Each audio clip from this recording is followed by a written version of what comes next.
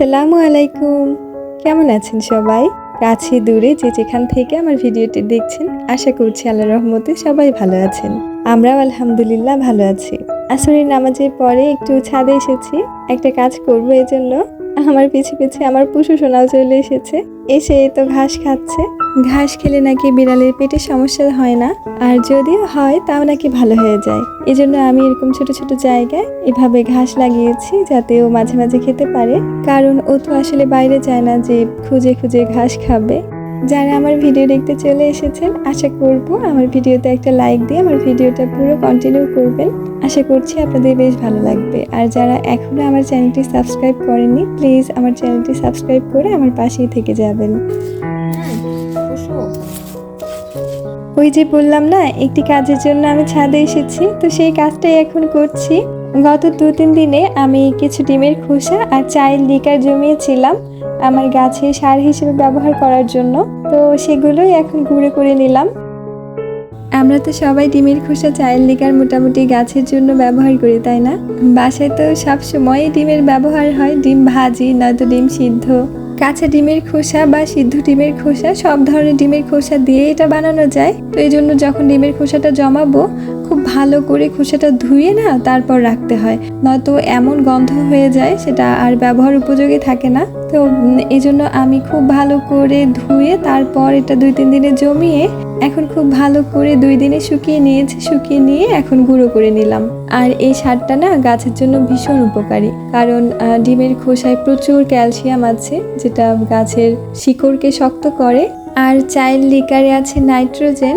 নাইট্রোজেনের অভাবে না গাছের পাতা হলুদ হয়ে যায় আর ফুল ফল ঝরে যায়, আর এজন্য ফুল ফল ধরা গাছের জন্য বেশি উপকারী। তো আমার মাধবী লতাটাতে একদমই ফুল আসছিল না, তখনই ভেবেছি যে এটা বানাবো। মূলত মাধবীলতা গাছের জন্য এটা বানিয়েছি, তো ভাবলাম সব গাছে দিয়ে দেই। এটা না গাছের গোড়াটা খুঁড়ে দিলে ভালো হতো, কিন্তু এত বেশি গরম লাগছিল আর ধৈর্য হচ্ছিল না, এজন্য এভাবেই দিয়েছি। আর দিয়ে না অবশ্যই পানি দিতে হয় যাতে মাটির সঙ্গে বসে যায়। আর এই সারটা বানিয়ে 15 দিন পর পর গাছের গোড়ায় দিলে যে কোনো গাছের জন্যই অনেক ভালো।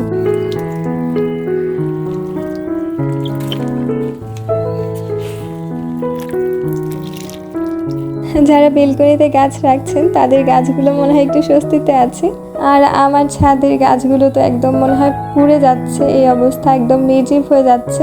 2 বেলা পানি দিলেও মনে হয় খোলাতে পারছি না, এই অবস্থা।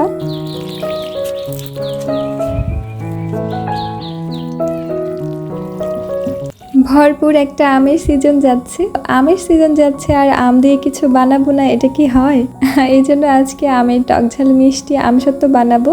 আমি একদম সিম্পল ভাবে একদিনের রোদেই আমসত্ত্বটা বানিয়ে ফেলেছি। গাছে আম ঝুলে থাকতে দেখতে যেমন ভালো লাগে, আমটা পাড়তে আরো যে কি ভালো লাগে। তো নিজে হাতে আমগুলো পেরেছি। আমি এখানে প্রায় 1 কেজি পরিমাণ আম নিয়েছি। প্রথমেই তো আমগুলো ছিলে নিতে হবে, তো খুব ভালোভাবে সবুজ অংশটা ফেলে ছিলে নিয়েছি। এরপর আমি তো একটা কষ থাকে, এজন্য 2-3 বার পানি চেঞ্জ করে ভালো করে ধুয়ে নিয়েছি। এখন আমগুলোকে না সিদ্ধ করতে হবে, তো এর জন্য ছোট ছোট টুকরো করে আমগুলো কেটে নিচ্ছি। যদিও আম অনেক তাড়াতাড়ি সিদ্ধ হয়, তারপরেও ছোট করে নিলে আরো তাড়াতাড়ি সিদ্ধ হবে। এতে আমসত্ত্বটা বানাতেও অনেক সময় কম লাগবে। আর রান্না বান্না যদি তাড়াতাড়ি হয়ে যায় তাহলে তো ভীষণ ভালো লাগে, কারণ এই আচার বানানো বা অন্যান্য শৌখিন যে কাজগুলো, সেগুলো তো করতে হয় আগে প্রয়োজনীয় কাজগুলো শেষ করে, তাই না? আজকে আমসত্ত্ব বানানোর সময় না একটা অন্যরকম জিনিস দিয়েছি। আপনারা দেখলে হাসবেন না অবাক হবেন, আমি ঠিক বুঝতে পারছি না।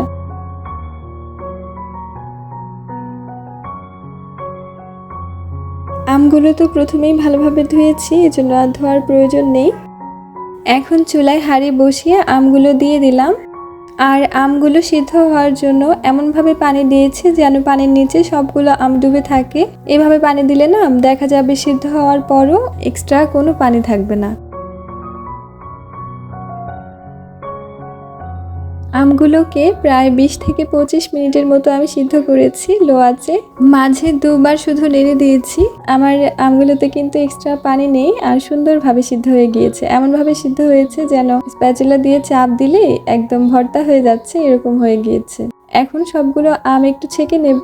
অনেক সময় আমগুলো দেখতে মনে হয় যে ছেঁকে নেওয়ার প্রয়োজন নেই, তবে ছেঁকে নিতে হয় কি একদম পিওর একটা পিউরি পাওয়া যায় যেটাতে একদম কোনো লাম্পস থাকে না। যেহেতু পুরোপুরি সিদ্ধ করা আম, এজন্য ছেঁকে নিতে না অনেক সময় কম লাগে। আমার গত ভিডিওতে বাংলাদেশি ব্লগার মৌসুমী আপু সুন্দর একটি কমেন্ট করেছেন। তিনি বলেছেন, আসসালামু আলাইকুম প্রিয় আপু মনি। ওয়ালাইকুম আসসালাম আপু, কেমন আছেন? আলহামদুলিল্লাহ ভালো আছি আপু, আপনি কেমন আছেন? আপু মনি, ভালোবাসা দিয়ে দেখা শুরু করলাম, পুরো ভিডিও জুড়ে আছে ইনশাল্লাহ। মিষ্টি আপুর মিষ্টি কথা শুনতে শুনতে কোন দিক দিয়ে শেষ হয়ে যায় টেরই পাই না। এখন আবার চুলায় হাঁড়ি বসিয়ে আমের পিউরিটা দিয়ে দিলাম। এখন আমি চিনি দিচ্ছি। চিনিটা সম্পূর্ণ আমের টক অনুযায়ী দিতে হবে। আমার আমটা খুব বেশি টক ছিল, এজন্য আমি এখানে 1.5 কাপ চিনি দিয়েছি। আর ওই যে বলেছিলাম একটা অন্যরকম জিনিস দিয়েছি, এখন সেটাই দিচ্ছি। এটা হচ্ছে বাজার থেকে আমরা যে রেডিমিক্স ফালুদা কিনে আনি, সেটার সাথে 2 প্যাকেট জেলি দেওয়া থাকে না, সেটারই একটা নিয়েছি, সবুজ রঙেরটা। কাঁচা আমের যে একটা সবুজ রং, সেটার অসাধারণ একটা কালার এসেছিল। আমি জানি না ক্যামেরায় কেমন দেখা যাচ্ছে, তবে ভীষণ ভালো লাগছিল সামনাসামনি দেখতে। আর এটা দেওয়ার ফলে টেস্টেরও কোনো পার্থক্য হয়নি। কিছুক্ষণ জাল করার পর চিনির পানিটা যখন শুকিয়ে যাবে, তখন এখানে 1/2 চামচ পরিমাণ লবণ, 1/2 চামচ পরিমাণ বিট লবণ, 1/2 চামচ পরিমাণ কালো গোলমরিচের গুঁড়ো আর 1 চামচ পরিমাণ চিলি ফ্লেক্স দিয়েছি। চিলি ফ্লেক্স না দিতে চাইলে এখানে লাল মরিচের গুঁড়ো দেওয়া যাবে। আমার কাছে মনে হয় চিলি ফ্লেক্স দিলে দেখতে অনেক বেশি সুন্দর লাগে, এজন্যই দিয়েছি।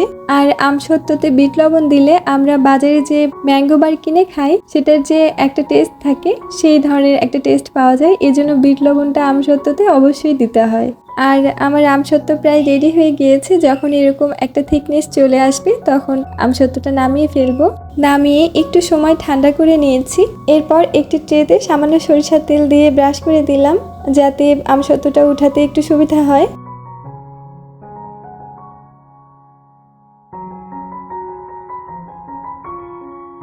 আর আমি আমসত্ত্বটা না একদম পাতলা করে দিয়েছি, যার কারণে আমার একদিনের রোদে শুকিয়ে গিয়েছে। আমসত্ত্বটা পাতলা করে দিয়েছি তো এজন্য একটা ট্রেতে হয়নি, ট্রে সহ আরও 2টো প্লেটে দিয়েছি। এরপর আমসত্ত্বগুলোকে ছাদে দিয়ে এসেছি। আর যেখানে ভালো রোদ পাবে এরকম জায়গায় দিলে এক রোদেই শুকিয়ে যাবে। আর যদি আমি মোটা করে বানাতাম তাহলে 2 দিনের রোদে শুকিয়ে যেত আমসত্ত্বটা।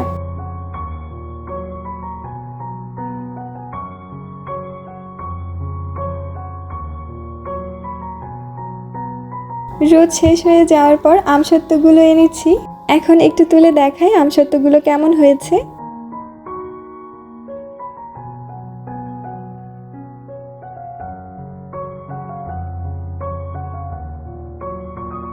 মজার ব্যাপার হলো, আমি না মেলামানের প্লেট দুটোতে কোনো রকম তেল ব্রাশ করে দেইনি, তারপরেও যে এত সুন্দরভাবে উঠে এসেছে, তো আমার খুবই ভালো লাগছিল।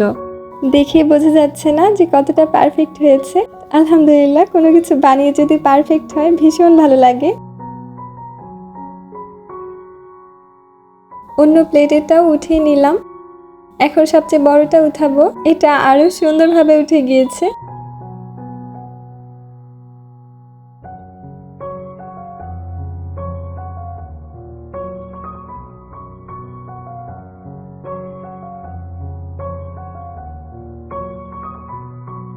এখন সবগুলো একটু ইচ্ছে মতো কেটে নেব।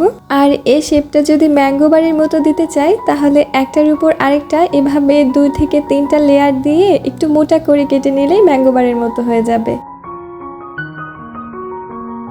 দেখতে যেন সুন্দর লাগে, এজন্য সাইডের বড় ছোট অংশগুলো একটু কেটে নিয়েছি।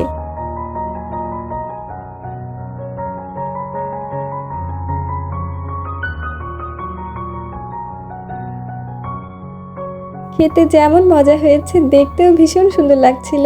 আর একবার ভাঁজ দেওয়ার পরে আবার এটা খুলে নেওয়া যাচ্ছে, এতটাই মসৃণ হয়েছে। আপনাদের মূল্যবান মতামত কমেন্ট বক্সে আমাকে লিখে জানাতে পারেন, কারণ আপনাদের কমেন্ট পেলে আমার অনেক অনেক বেশি ভালো লাগে। আর সেই সাথে সবার সুস্থতা কামনায় আজকের ভিডিওটা এখানেই শেষ করছি। দেখা হবে আমার পরবর্তী ভিডিওতে। সবাই ভালো থাকবেন, আমাদের জন্য দোয়া করবেন। আল্লাহ হাফিজ, আসসালামু আলাইকুম।